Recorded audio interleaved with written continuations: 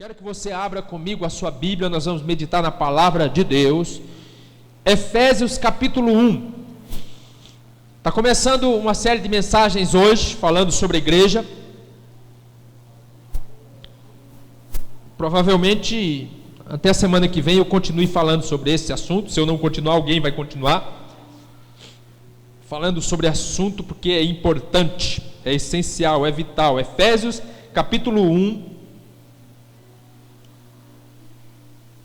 A partir do verso de número 15, Efésios capítulo 1, a partir do número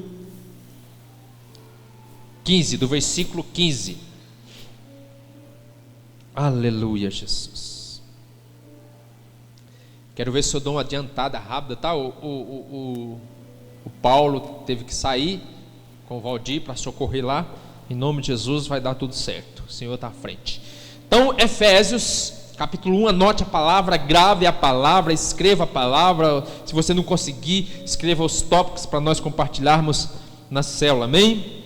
Diz assim, Efésios capítulo 1, a partir do verso de número 15, Paulo diz assim: por isso também eu tenho ouvido a fé que há entre vós no Senhor Jesus e o amor para com todos os santos.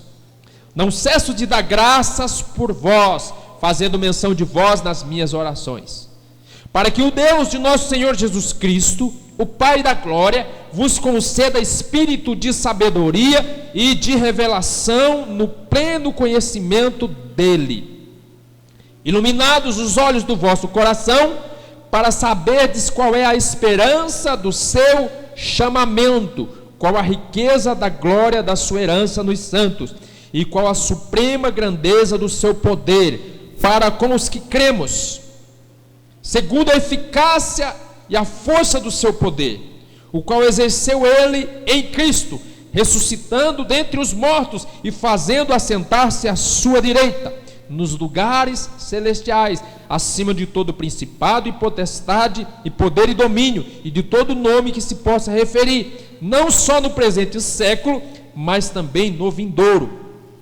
E pôs todas as coisas debaixo dos seus pés, para ser ele o cabeça sobre todas as coisas. Deu à igreja, diga, Cristo é o cabeça, e deu à igreja, o qual é o seu corpo, a plenitude daquele que tudo enche em todas as coisas. Aleluia, irmãos, isso é poderoso. Está dizendo que a igreja é o corpo de Cristo e é a plenitude de Cristo, que enche tudo em todas as coisas. Meu Deus, isso é muito forte. Mas feche seus olhos, nós vamos orar. Deus poderoso, graças te damos pela tua palavra e pelo teu Espírito, Senhor. Pedimos que o Senhor abra e ilumine os olhos do nosso coração, do nosso entendimento, para nós compreendermos e entendermos a Tua palavra, para que possamos compartilhar, Senhor, e à medida que compartilhamos, receber compreensão e sermos edificados, fortalecidos como igreja, em nome de Jesus, amém, irmãos? Aleluia.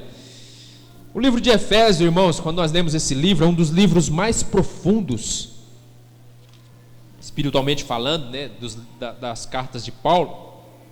E o tema central do livro de Efésios é a igreja. Então vai falar a respeito da igreja. Pastor, eu quero ler bastante, entender sobre a igreja. Então você vai ler o livro de Atos, você vai ler a carta aos Efésios, que é muito profundo e fala bastante a respeito da igreja, né, que é o corpo de Cristo. Então, quando você lê Efésios, você vai ver como essa questão da igreja, como é abrangente.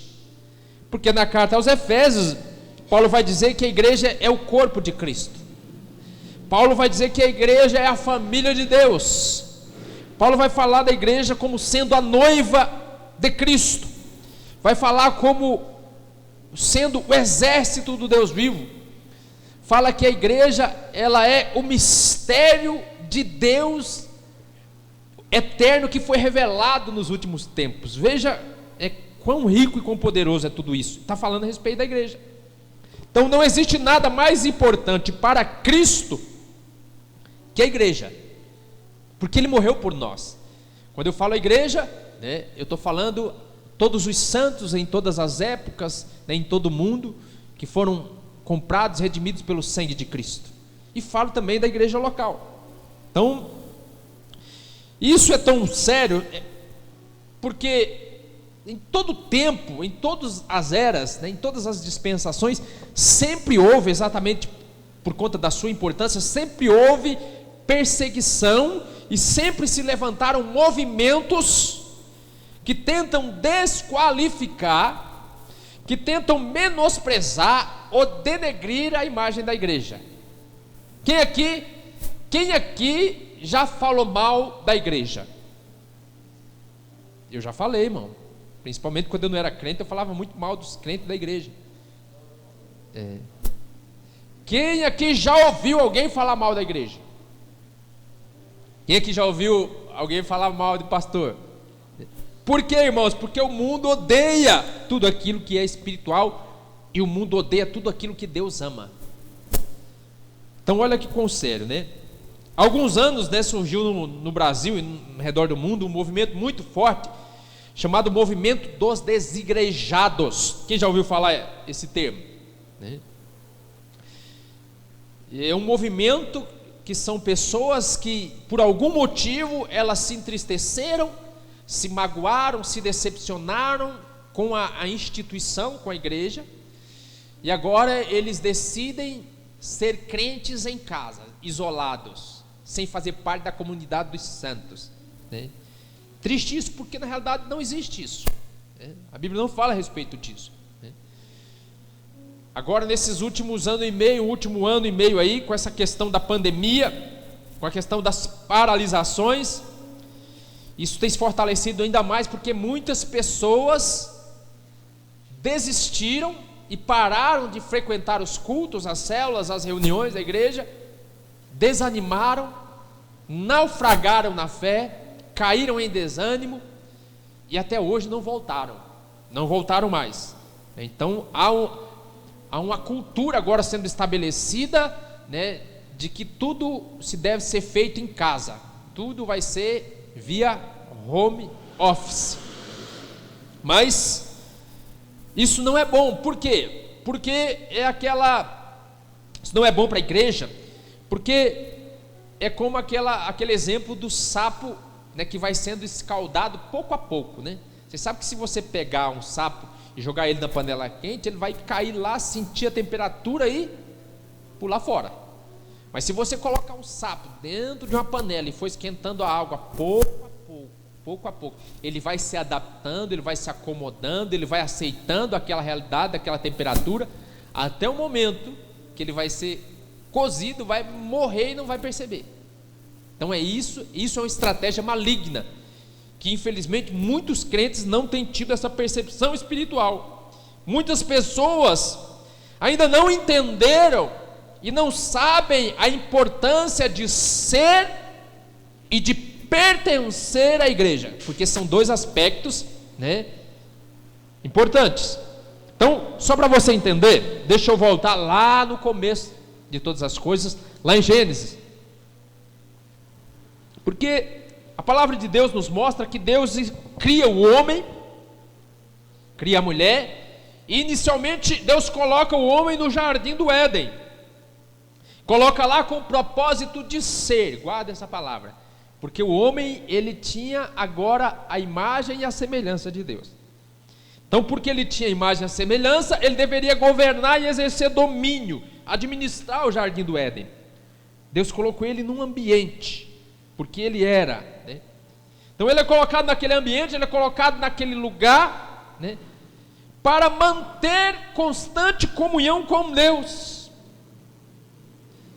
O texto, quando nós lemos, né, a origem, o texto diz que todos os dias, no final da tarde, Deus descia para conversar com o homem, para ter comunhão, para ter intimidade, para dialogar com o homem.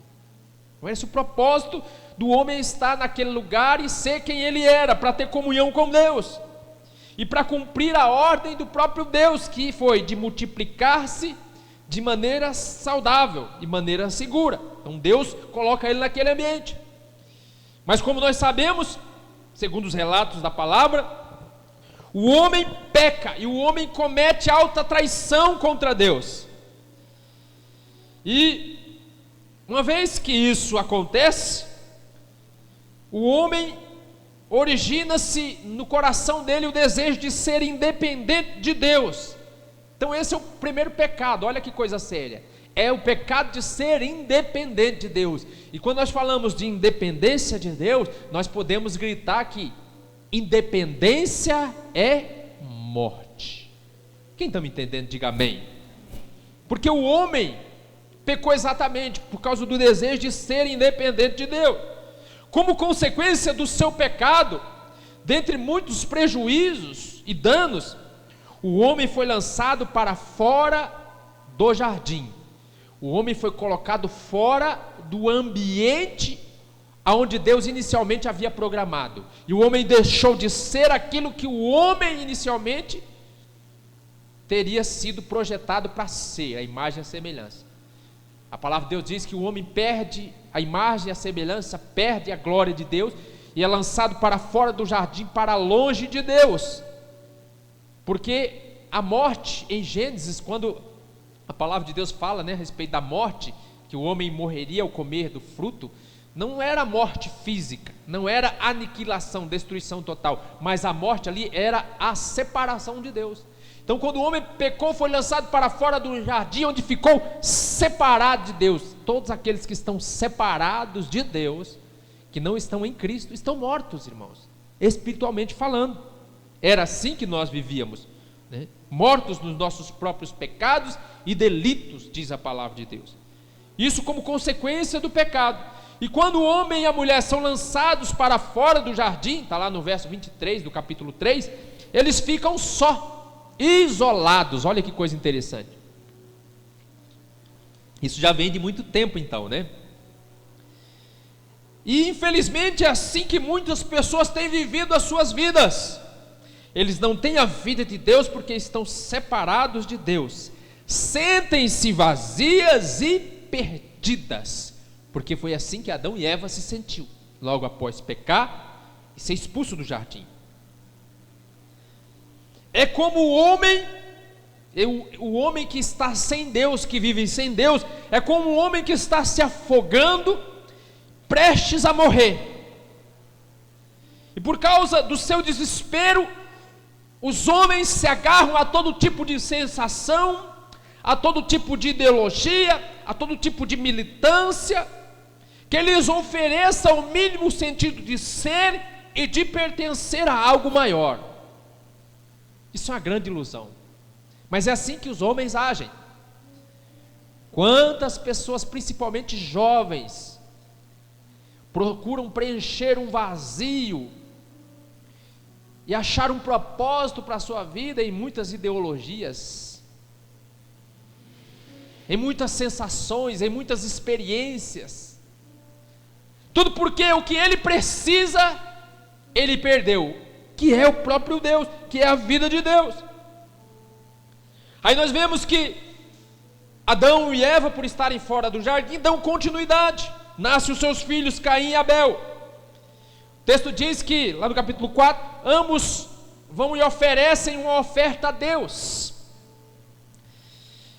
Mas aqui há um detalhe interessante, porque quando eles oferecem um sacrifício a Deus, Abel oferece uma oferta de sacrifício de animais, e Caim oferece uma oferta de sacrifício das suas colheitas da terra. Então, de uma certa forma, de uma certa maneira, Caim despreza o sacrifício diante de Deus, porque aquele sacrifício que Abel estava fazendo lá em Gênesis já apontava para o sacrifício de Jesus na cruz. Caim talvez não soubesse, mas ao desprezar o sacrifício, a importância do sacrifício, estava desprezando o poder e a eficácia da cruz de Cristo. Olha quão sério é isso. E eles chegam para oferecer diante de Deus, e o texto diz que Caim é rejeitado por Deus, e Abel e a sua oferta são aceitos por Deus. Que coisa interessante. Caim, tomado de inveja e de ódio, mata seu irmão Abel. E qual que é a pena que Deus coloca sobre ele? Qual que é o castigo? O castigo é ser expulso mais uma vez daquelas terras, daquele ambiente, daquele lugar, daquela família. Ele agora iria viver só, fugindo e com medo. Está lá escrito lá em Gênesis capítulo 4, verso 14. Não é assim a vida daqueles que rejeitam a cruz de Cristo, irmãos? Não é assim a vida daqueles que rejeitam o sacrifício do Cordeiro de Deus por conta dos seus pecados? Estão vivendo uma vida debaixo do medo e de condenação? Uma vida vazia de propósito e de sentido? Então veja que coisa interessante, porque é assim a vida daqueles que não fazem parte da igreja, daqueles que não são e que não pertencem ao corpo de Cristo, à família de Deus, a noiva do Cordeiro. Lá em Jeremias, no capítulo 17, se puder projetar para mim, olha que coisa interessante. Vai falar exatamente a respeito, Jeremias 17, 6. Olha que coisa interessante. Viver isolado, viver só, não fazer parte da comunhão dos santos, é sempre um sinal de maldição. Então olha lá, Jeremias capítulo 17 vai falar a diferença entre o homem abençoado e o homem que é amaldiçoado. E ele fala aqui, olha, que o homem amaldiçoado, olha lá, presta atenção, o homem amaldiçoado, ele será como um arbusto no deserto, não verá quando vier algum bem, habitará nos lugares áridos do deserto, numa terra salgada, onde não vive ninguém. Então viver só, procurar o isolamento é sempre sinal de maldição. Não querer fazer parte da família de Deus é sinal de maldição. Por isso que quando nós lemos lá em Salmo, a palavra diz assim: o ímpio não permanecerá na congregação dos justos, ou seja, na família de Deus, porque ele é amaldiçoado, ele não quer fazer parte, por isso vem maldição. Então veja o quanto é sério isso. Eu estou abrindo os olhos dos irmãos, para os irmãos entenderem a importância que é esse momento de nos reunirmos como igreja, de nos reunirmos na célula, de participarmos da ceia do Senhor, de termos momento de discipulado, né? Então veja, é algo muito sério. Se o Senhor te chamou, se o Senhor te salvou, e eu creio porque você está aqui, é para que você seja e para que você pertença à igreja, porque caso contrário você jamais encontrará paz e descanso em outro lugar. Então você nasceu de novo, você pertence agora a outra família, a uma outra realidade, a um outro ambiente, a um outro lugar. Quem está me entendendo, diga amém, irmãos. Então veja, o homem havia pecado, aconteceu o que aconteceu com Adão e Eva. Agora, para consertar tudo que o homem e recuperar tudo que Adão havia perdido, Jesus morre na cruz, ressuscita, e todos aqueles que creem e aceitam o sacrifício, lembra de Caim? Valorizam o sacrifício de Cristo, que Caim não valorizou. Agora esses têm a sua condição espiritual completamente restaurada e restabelecida, e agora eles podem voltar a viver como antes, na condição de ser filho de Deus e de pertencer à família de Deus, ao corpo de Cristo. Você consegue entender por que Paulo, quando escreve aos Efésios, ele fala que Cristo é o cabeça e que agora a igreja é o corpo de Cristo, a plenitude do corpo de Cristo? Então veja, quando nós lemos a palavra de Deus diz assim, lá em Efésios 2:11, vamos ler Efésios 2:11, olha que coisa interessante. Olha que coisa interessante. Portanto, lembrem-se de que anteriormente vocês eram gentios por nascimento e chamados incircuncisão pelos que chamam circuncisão, feito no corpo por mãos humanas. Espera um pouquinho. Então, quando você não conhecia Cristo, você era chamado incircuncisão. O que é a incircuncisão? É aqueles que têm aliança com Deus. Então os judeus olhavam para nós e falavam assim: vocês é um povo que não tem aliança com Deus, Deus não tem nada com vocês. Continuando, é isso que Paulo está falando. Então olha lá, Naquela época, vocês estavam sem Cristo, separados da comunidade de Israel, sendo estrangeiros quanto às alianças da promessa, sem esperança, sem Deus no mundo. Para um pouquinho, não era essa a realidade do homem quando pecou? Foi expulso do jardim, se tornou estrangeiro. Caim se tornou estrangeiro, amaldiçoado, se tornou um viajante, um nômade, não tinha lugar certo. Aí Paulo continua, mas agora, diga, mas agora, em Cristo Jesus. Por que em Cristo? Porque nós estamos em Cristo. Vocês que antes estavam longe, foram aproximados mediante o sangue do Cordeiro. Você pode dar um glória a Deus por isso? Aleluia! Está dizendo que nós que estávamos longe, eram inimigos de Deus, separados de Deus, agora pelo sangue de Jesus fomos aproximados, fomos reconciliados, feitos filhos de Deus, pertencente à família da fé. Continuando, fala assim, pois Ele é a nossa paz, o qual de ambos fez um e destruiu a barreira, o muro da inimizade. Olha que coisa interessante. Por que Ele nos fez paz? Porque o homem que não tem Jesus Cristo na sua vida, que não está em Cristo, ele não tem paz com Deus. Por que ele não tem paz com Deus? Porque a ira de Deus permanece sobre ele. Por isso que às vezes você chama, você convida, você evangeliza, e a pessoa não vem. Por que você acha que ela não vem? Porque Satanás está constantemente acusando ele, fala assim, não vai lá não, que você está no pecado, se você for lá, ele vai te fulminar, ele vai te destruir. E muitas pessoas têm medo, não entendem o amor do Pai, porque o inimigo fica enfatizando que sobre ele está a ira de Deus. Está sobre ele a ira de Deus, irmãos? A ira de Deus está sobre aqueles que não querem Cristo, sim ou não? Sim, sim, mas você precisa falar para ele que Jesus morreu na cruz, para aproximar ele, para promover de novo a paz, e que agora ele pode se achegar a Deus, porque Cristo pagou o preço do pecado deles. Amém? Aí olha lá, anulando em seu corpo a lei dos mandamentos expressa em ordenanças. O objetivo dele era criar em si mesmo, dos dois povos, ou seja, Israel e os gentios, uma nação só, um novo homem, fazendo a paz. Agora nós temos paz, e reconciliar com Deus os dois em um corpo, por meio da cruz pela qual ele destruiu a inimizade. Aleluia, aleluia. Por isso que agora, nós que estamos em Cristo, temos paz com Deus. E mesmo que você às vezes erra, você peca, você pode chegar diante de Deus sem medo. Ele não vai te destruir, Ele não vai te rejeitar, Ele não vai te condenar, porque Ele promoveu o quê? A paz. E é isso que você tem que pregar. Olha, você vive em pecado, a ira de Deus estava sobre você, mas Jesus destruiu a parede de separação, e agora você pode se achegar ao Pai, que Ele vai te receber, Ele vai te aceitar. Aleluia, esse é o Evangelho de Jesus, amém? Então, o texto diz na palavra de Deus, em várias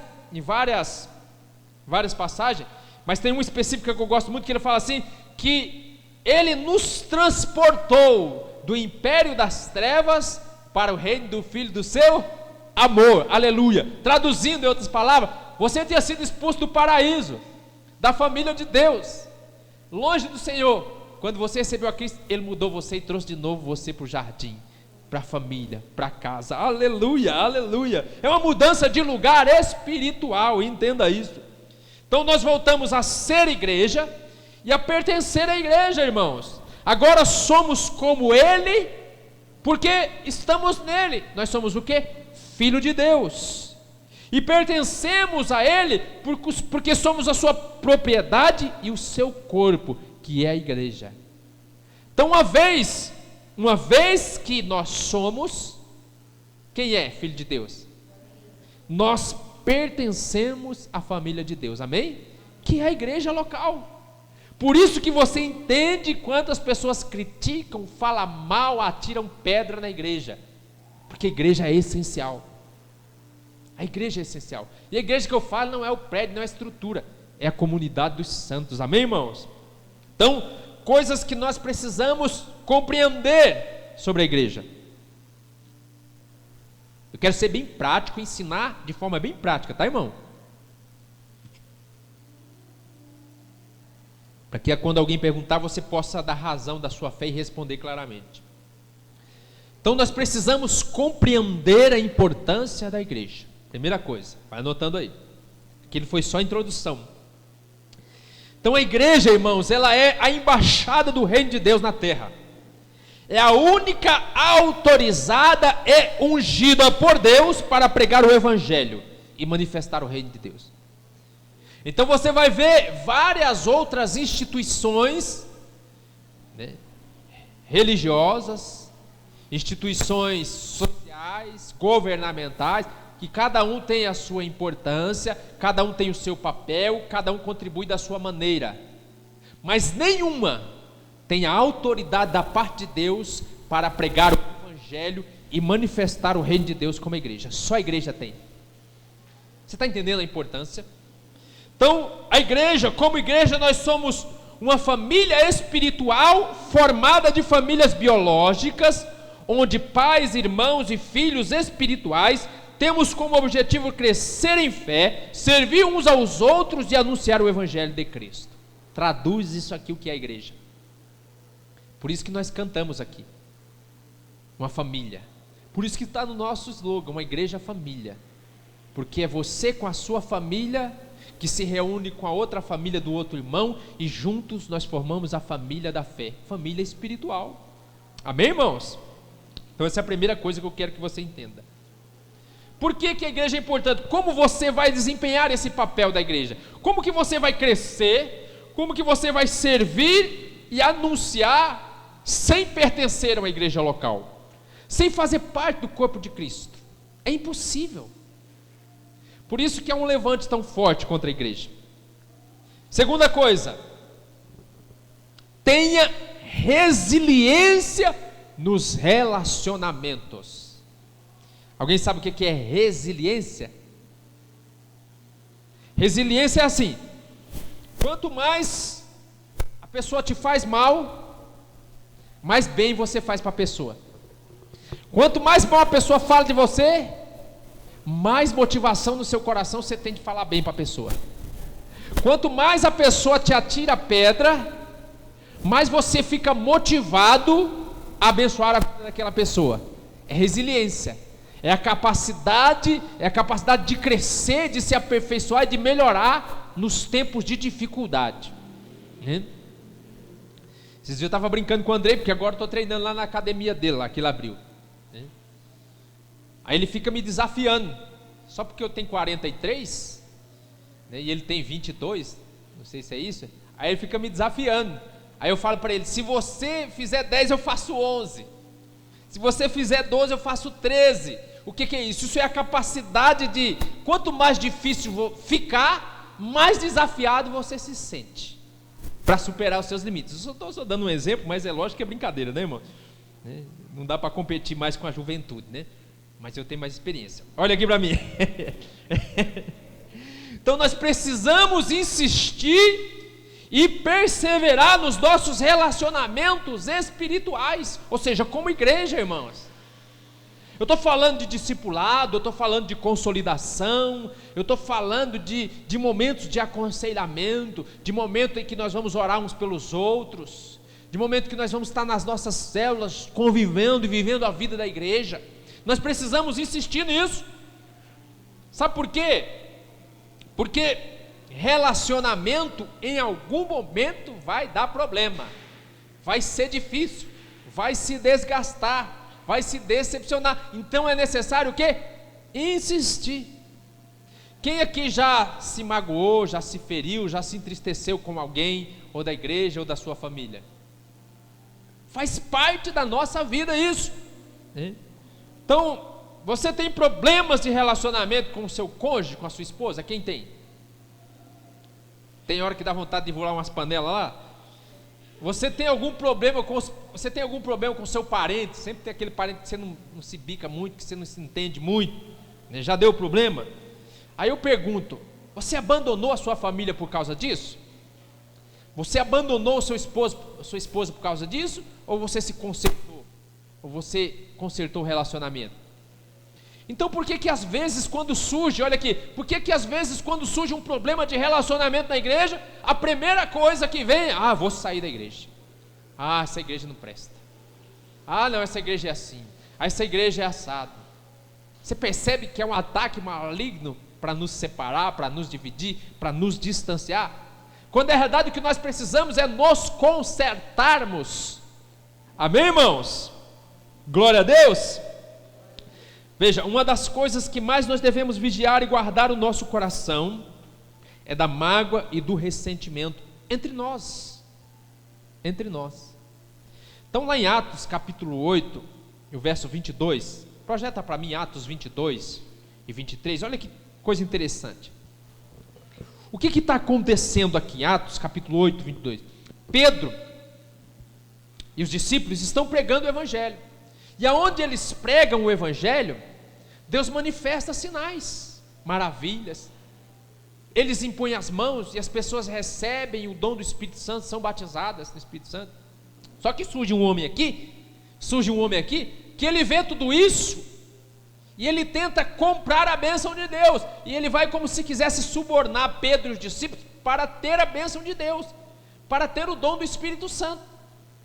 Só que olha o que Pedro fala: arrependa-se dessa maldade e ore ao Senhor, talvez Ele perdoe tal pensamento do seu coração, pois vejo que você está cheio de amargura e preso pelo pecado. Então a palavra de Deus orienta em Provérbios e diz assim: de tudo o que se deve guardar, guarda o teu coração, porque dele procede as saídas da vida. Então o nosso coração é como aquela fonte límpida e pura de água, que você tem que proteger e guardar para que nada contamine ela. Porque nos nossos relacionamentos como igreja, nós vamos nos frustrar, nos decepcionar.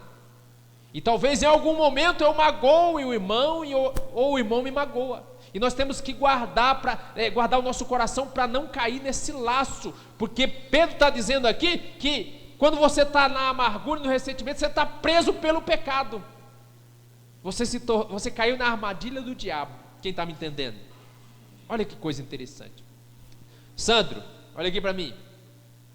Tá bonitão, hein, rapaz? Olha, chique. Olha aqui para mim. Alguma vez eu já te decepcionei? Fala a verdade. Você é crente, rapaz?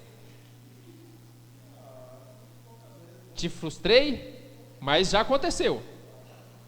Pois eu vou falar uma surpresa para você. Você também fez a mesma coisa comigo. Sérgio, alguma vez eu já te decepcionei, eu te frustrei? Fala em voz alta, claro. Sim. Vou falar uma coisa para você. Você também me decepcionou, me frustrou. E o que nós fizemos? Ou o que nós devemos fazer? Sentar, conversar e se consertar. Porque imagine se tivesse acontecido e a amargura e o ressentimento tivessem alcançado o coração deles dois. Será que eles estariam aqui? Ou eu estaria aqui? Não. Então, a família da fé é esse lugar onde nos nossos relacionamentos nós vamos andar a segunda milha. Nós vamos investir novamente. Nós vamos insistir. Porque essa é a vontade de Deus para nós. Amém, irmãos? Não é assim que acontece na sua família? Se você fosse abandonar sua família porque os problemas, meu irmão, eu já estava, eu não olhava mais nem na cara de ninguém, nenhum parente da minha família. Mas eu os perdoei, eles também me perdoaram, e a gente sentou e assim a família de Deus. Amém, irmãos? Terceiro, ore pela sua igreja. Orem pelos irmãos em geral. Quem aqui tem o hábito de constantemente orar pela igreja? Não levanta a mão, irmãos. Você tem o hábito de orar pela sua igreja? Pelo seu pastor, pelo seu líder, pelos irmãos em geral, pela sua igreja? Você tem o hábito? Veja, o que acontece quando normalmente surge um problema na igreja? Ou quando surge um problema com o irmão? O que muitos fazem, infelizmente? Fica falando pelos cantos, nas casas, fica aquele negócio assim, né? Eu vou comentar com você, mas é só para você orar. mas nunca chega o momento da oração, só fica comentando, e aquilo acaba virando o quê? Fofoca, crítica. Isso destrói a vida da igreja. Então, é importante, irmãos, que quando acontecer problemas entre nós, nós tenhamos a maturidade de orarmos uns pelos outros. Vai chegar um momento, se não já chegou, que eu vou me decepcionar com a Dani. E se eu me frustrar com a Dani, e eu ficar toda hora criticando, toda hora falando mal, toda hora colocando em evidência as falhas e os defeitos, o que vai acontecer em dado momento, irmãos? Vai chegar um momento que eu não vou conseguir nem olhar no rosto dela, de tanta inimizade, a mágoa, ressentimento que há entre nós. Mas e se quando acontecer isso, eu orar por ela? E mesmo sem vontade, porque assim, né, quando a gente está magoado, a gente ora, Senhor, faz justiça com ela, olha o que ela fez para mim. Mas a gente esquece que a justiça de Deus é uma balança justa, ela pende para os dois lados. Mas à medida que eu vou orando, aí eu paro de pedir justiça, aí eu começo a pedir, Senhor, tem misericórdia dela. Mas à medida que eu oro, eu percebo que não é só ela que está errada, eu também estou errado. Eu falo, Senhor, tenho compaixão de mim também, porque eu sou falho. E daí a pouco o que vai acontecer? Eu vou estar mais orando, abençoando e declarando a palavra de Deus sobre a vida dela, e todo laço, toda mágoa, ressentimento do maligno vai ser exterminado do nosso meio. Amém, irmãos? É assim que a Bíblia nos orienta. Então Lucas 6,28 diz assim: bendizei o que vos maldizem e orai pelos que vos caluniam.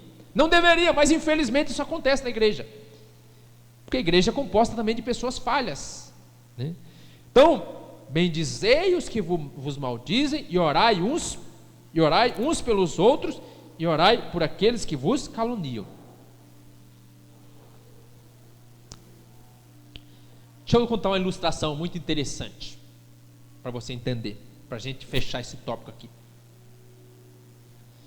Um jovem chegou para o pastor e disse: pastor, eu estou aqui porque eu quero sair da igreja, eu não estou contente, eu acho que já deu o meu tempo aqui. Porque sempre assim, né, irmão? Sempre chega falando que deu o tempo, né? Terminou o ciclo. Eu orei, Deus me mostrou uma coisa estranha. Eu não consigo entender por que os irmãos falam isso e não assumem realmente o problema. Porque se Cristo morreu para te trazer para cá, por que o mesmo Espírito Santo ia falar para você sair daqui? Não é estranho? Não, mas eles chegam, né? E o pastor, o jovem chegou e falou para o pastor: eu vou sair daqui. E o pastor perguntou: por quê, pastor? Por quê? O que está acontecendo? Ah, pastor, olha, falar para você aqui não está fácil. Aquela irmã, toda hora, eu já fiquei de olho, eu fico percebendo, toda hora ela fica fofocando, falando mal assim, falando assado, falando do irmão. Ah, pastor, mas tem também aquele líder lá, ó. Eu estou percebendo o líder fica cobrando para estar na oração, para estar na célula, mas eu vou lá e ele não está lá. Ah, eu acho que não é certo isso, pastor. E começou a apontar um defeito atrás do outro da igreja, uma falha atrás do outro que acontecia na igreja. E o pastor falou: então está tudo bem, eu aceito, depois nós vamos orar. Mas antes de você sair, eu quero que você faça uma coisa. Eu quero que você pegue um copo cheio de água, e eu peço que você dê uma volta no quarteirão da igreja, sem deixar nem um pingo da água cair. Depois você está liberado, eu te abençoo. Falou: então tá bom, pastor. E aí ele pegou o copo de água e foi dar uma volta no quarteirão da igreja, com água, sempre tomando cuidado, né, para a água não cair. E aí ele deu a volta e chegou aí: pastor, está aqui, não deixei nem um pingo de água cair. Pastor, muito bem. Deixa eu perguntar para você: enquanto você estava caminhando com essa água, você percebeu que tinha um poste ali na encruzilhada caído? Não, nem percebi, pastor. Você percebeu que quando você passou lá na esquina, tinha um mendigo com a mão estendida pedindo a sua ajuda? Não, pastor, eu estava concentrado aqui, nem percebi. Você percebeu que quando você entrou no prédio da igreja, você viu que o irmão falou mal de você, logo quando você entrou? Criticou você, porque você parecia um louco andando com esse copo de água no meio da rua? Ele falou: não, pastor, nem percebi. Ele falou: então muito bem. Assim é a vida da igreja. Sabe por que você não percebeu? Porque o seu foco estava na água. Então a vida da igreja também é assim. Quando você tirar o foco da vida dos irmãos e você focar em Cristo Jesus, você vai permanecer firme e adorando ao Senhor. Assim é a nossa vida. E é assim que tem que ser a vida da igreja, amém, irmãos? Vira para o irmão que está do lado e fala assim: foca no copo de água, em Jesus Cristo. Não estou falando de água, amém, irmãos? Então, quarto, são 14, tá? Mas hoje eu vou falar só 5, semana que vem eu termino. Estou falando sobre a igreja de Cristo. 4, perdoe sempre. Eita, pastor, agora você falou um negócio difícil. Agora você falou um negócio que eu não consigo fazer. A vida da igreja tem que ser uma vida de constante perdão entre os irmãos. Deixa eu perguntar para os irmãos: qual foi a porta de entrada para que você pudesse entrar no céu? Para que você pudesse ser filho de Deus e fazer parte da família de Deus? Qual foi a porta de entrada? Você lembra? Foi o quê? O perdão. O perdão. Você lembra quantos erros você cometeu? Quem lembra mais ou menos o tanto de pecado que você tinha? O monte de besteira que você fez, um monte de erro, um monte de caca que você fez, você lembra? E como é que Cristo nos aceitou? Qual foi a primeira coisa que Ele fez?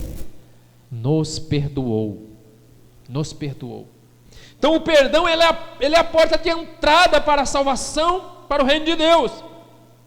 Então o perdão, irmãos, deveria ser algo mais prático e racional entre nós e menos emocional.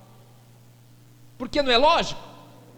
Se Deus, que é santo, perfeito, foi capaz de perdoar um miserável pecador como eu, que direito eu tenho de não perdoar o irmão que é igual a mim?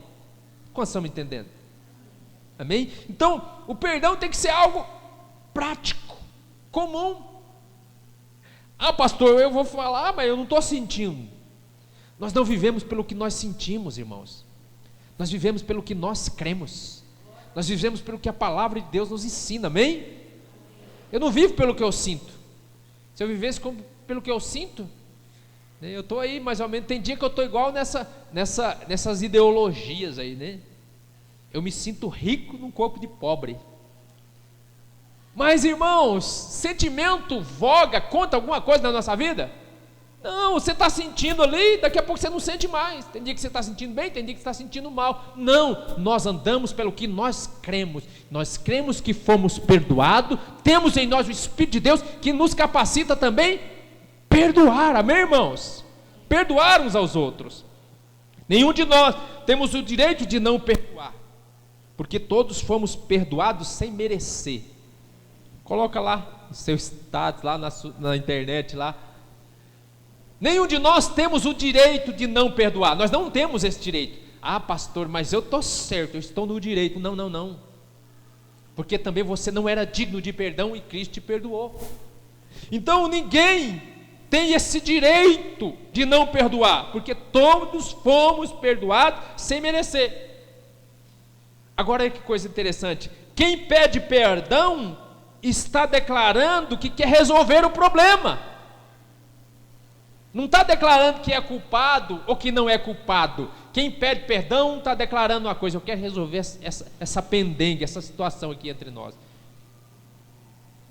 Pedir perdão é para quem entendeu que é mais importante viver em paz do que ter razão. Consegue entender a diferença? Pedir perdão é para quem entendeu que é mais importante viver em paz do que ter razão. Sabe por que muitas pessoas não conseguem liberar perdão? Porque ela se acha na razão, no direito. E ela quer ter sempre a razão, a palavra final. Esquece isso. Esquece isso. Libera perdão que você vai ver a paz, a alegria, as coisas fluir na sua vida. Amém, queridos? E por último, estamos encerrando. Tenha uma atitude de filho espiritual. Por quê? Porque é óbvio, se a igreja é uma família, e ela é, todos concordam que a igreja é uma família? Amém? Entenda então, que os seus pastores, ou aqueles irmãos mais maduros na fé, mais maduros espiritualmente, que cuidam de você, de alguma maneira, se comporte para com eles como filhos, e vejam eles como pais espirituais, porque é isso que orienta a palavra de Deus. Veja, se a igreja é uma família, família de Deus, e na família de Deus tem pais espirituais, tem irmãos espirituais e tem filhos espirituais, então o que se espera que haja na família de Deus? O que se espera que haja no coração dos filhos? O que é? Honra para com os pais, honra para com os irmãos, honra para com os filhos. Então, o mover de Deus, irmãos, sempre é um mover de honra. O que é honra? É valorizar aqueles que Deus estabeleceu sobre você, aqueles que Deus levantou antes de nós, para nos ensinar, para nos mostrar o caminho, para nos instruir, para nos exortar. Isso faz parte da família de Deus, isso faz parte do reino de Deus. Deixa eu fazer uma pergunta para você. Você concorda que deve haver honra entre nós? Sim ou não? Que deve haver honra entre nós? É? E honra que eu estou falando, às vezes quando eu falo de honra, às vezes você pensa que é dar presente. Não, é coisa simples. Coisa simples. Né? Deixa eu fazer uma pergunta para você. Não responda, fica para você. Quem aqui lembrou de orar pelo seu pastor quando ele fez 43 anos essa semana? Estou falando só de orar. Não responda, eu quero que você guarde no seu coração isso, né? Então veja, olha que coisa interessante. Estou falando de coisas simples. Quem aqui lembrou de orar por um irmão da célula que fez aniversário esse mês ou essa semana? Às vezes esse irmão não tem um cargo de liderança, mas ele é o irmão da célula, ele também é digno de honra. Amém? Por que eu estou falando isso? Você honra, e você valoriza, e você tem em autoestima a sua esposa, o seu cônjuge. Estou falando de você. Não, pastor, eu honro porque eu estou casado já faz 20 anos. Não, mas nesses 20 anos você honra? Porque o que é honra? Honra é colocar em destaque, é valorizar mais do que os outros. Veja, quem aqui ficaria triste? Quem aqui ficaria triste se a sua família esquecesse o dia do seu aniversário? Pode levantar a mão agora. É lógico. Talvez você não fica triste porque talvez você é muito espiritual, porque sabe por que eu estou falando? Porque a gente sempre lembra daquilo que para nós é importante. Guarda isso, irmãos. A gente sempre lembra daquilo que para nós é importante. Do que você mais se esquece? É porque aquilo não tem importância para você. Veja, eu não estou julgando nem condenando, estou ensinando, irmão, porque eu também já esqueci. Eu esqueci a data do meu casamento, meu Deus do céu, quase que a pastora me matou. Veja, por quê? Eu tive que passar por isso para entender o quanto isso é importante para ela e para mim também. Então, o mover de Deus é sempre um mover onde os irmãos honram uns aos outros, e honra de forma simples. Eu fiquei tão feliz que o irmão mandou mensagem para mim, só me dando parabéns, falando de ser o nosso pai espiritual, quero orar e abençoar a sua vida. Meu dia já mudou, só porque falou isso, mais nada. Porque é bom, sim ou não, irmão, ser honrado? Não é bom ser honrado? Não é bom ser lembrado? Não é bom quando você faz algo e a pessoa reconhece o seu valor, te elogia? Faça isso. Nós estamos aqui para aprender. Aprenda a fazer isso na célula, a elogiar, a valorizar, porque esse é o ensinamento da palavra de Deus. As pessoas vão se sentir bem em estar entre nós, sabendo que nós temos um mover de honra entre nós, de valor, né, entre nós. Então, 1 Tessalonicenses 5:12. 1 Tessalonicenses 5:12. Projeta para mim, por favor. Olha o que diz a palavra de Deus. Agora pedimos a vocês, irmãos, que tenham consideração para os que se esforçam no trabalho entre vocês, que os lideram no Senhor e os aconselham. Então o que é ter consideração? É valorizar, é honrar. É honrar quem? Todos aqueles que de alguma maneira estão entre nós, estão contribuindo, estão ajudando, estão com a mão no arado, amém? Aí ele coloca lá, aos que lideram no Senhor e aos que os aconselham, amém? Glória a Deus, irmãos. Projeta para mim 1 Timóteo 5:17.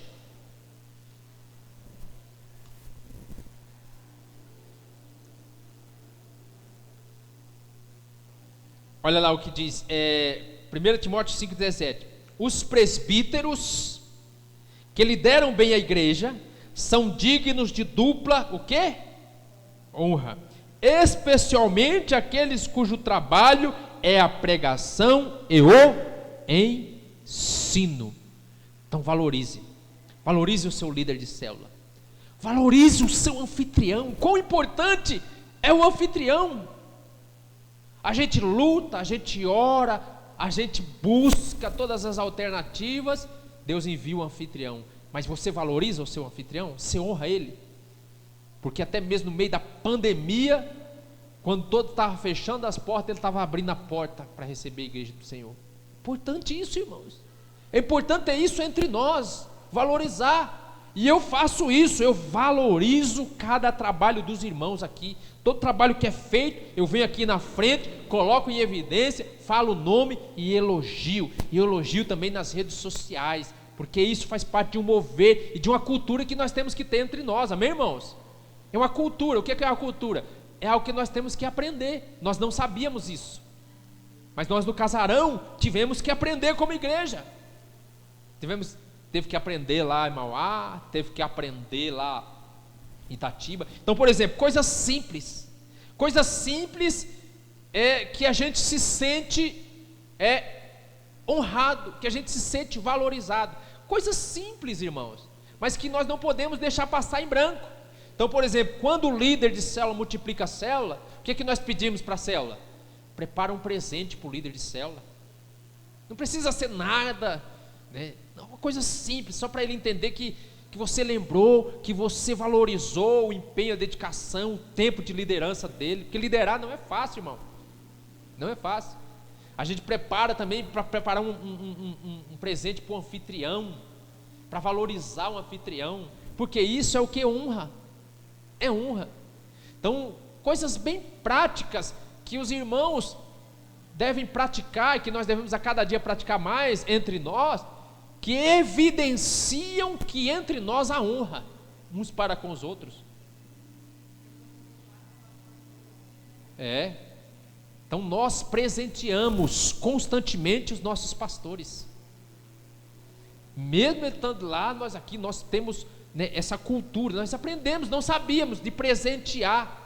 Quando dá, a gente leva uma oferta para o pastor. Quando não dá, a gente leva uma cesta de presente para ele. Quando não dá, a gente leva uma marmita para ele de presente que ele gosta, faz uma comida que ele gosta. É uma coisa que eu gosto de fazer na minha casa, chamar as pessoas e nós cozinharmos para ele, porque quando Jesus quis honrar os discípulos, lá em João capítulo 21, Jesus chamou os discípulos e preparou uma ceia para eles, para honrá-los, para valorizá-los. Coisa simples. Você sabe que o irmão gosta de frango com quiabo? Convida ele para comer um frango com quiabo lá, né? Amém? É a maneira de nós honrarmos. Quando nós fazemos encontro, quando tem qualquer reunião, o que o pastor fala? O pastor sempre está falando, pode perceber, mulheres e crianças primeiro. Por quê? Porque isso é digno de honra, é honrar os pequeninos, é valorizar eles. Então quando nós temos, né, por exemplo, quando nós vamos, né, lá em Itatiba, e vai ser aqui também, porque do jeito que eles aprenderam, nós vamos aprender. Se eu chego lá, ou qualquer pastor chega lá, e está tendo um evento, está tendo uma fila gigantesca lá, para comer, pastor não pega fila. É uma maneira de honrar o pastor. Os mais velhos, maneira de honrar e chamar o mais velho. Não, você não vai ficar na fila esperando, não, vem aqui na frente, você pega primeiro. Bonito isso, não é, irmãos? Isso faz parte do nosso meio, amém? Nós somos assim. Quando nós vamos lá em Mauá, é muito interessante porque tem eventos lá. Aí tem os eventos, né, gigantescos. Não teve mais agora por causa da pandemia, mas sempre teve. Então quando tinha os eventos lá, tinha aquelas barracas de lanche, de você, sabe, e você vai lá comprar nos intervalos das conferências lá. E é muito interessante porque na primeira vez a gente não sabia. Aí a gente ia lá comprar. E não, pastor aqui não paga nada, pastor pode pegar, pode comer à vontade. Está vendo, irmãos? Isso é sinal de honra. Como que você acha que o pastor se sente? O pastor se sente motivado, o pastor se sente valorizado, o líder se sente valorizado. Sabe por que eu estou ensinando isso, irmão? Porque o mundo não honra. Para o mundo, pastor não é nada. Para o mundo, pastor é tudo ladrão, né? E você não sabe o que é chegar e falar para uma pessoa, ela perguntar qual que é a sua profissão. Fala assim, eu sou pastor. E a pessoa vira a cara assim. Porque o mundo não valoriza pastores. Então que seja diferente entre nós na igreja. O mundo, você sabe, o mundo não valoriza. É só você falar que você é crente, que muitas pessoas já viram a cara. Então que entre nós, no meio da igreja, haja um mover de honra, de honrarmos uns aos outros, amém, irmãos? Por quê? Porque nós participamos, nós tomamos parte e nós recebemos daquilo que nós honramos, amém?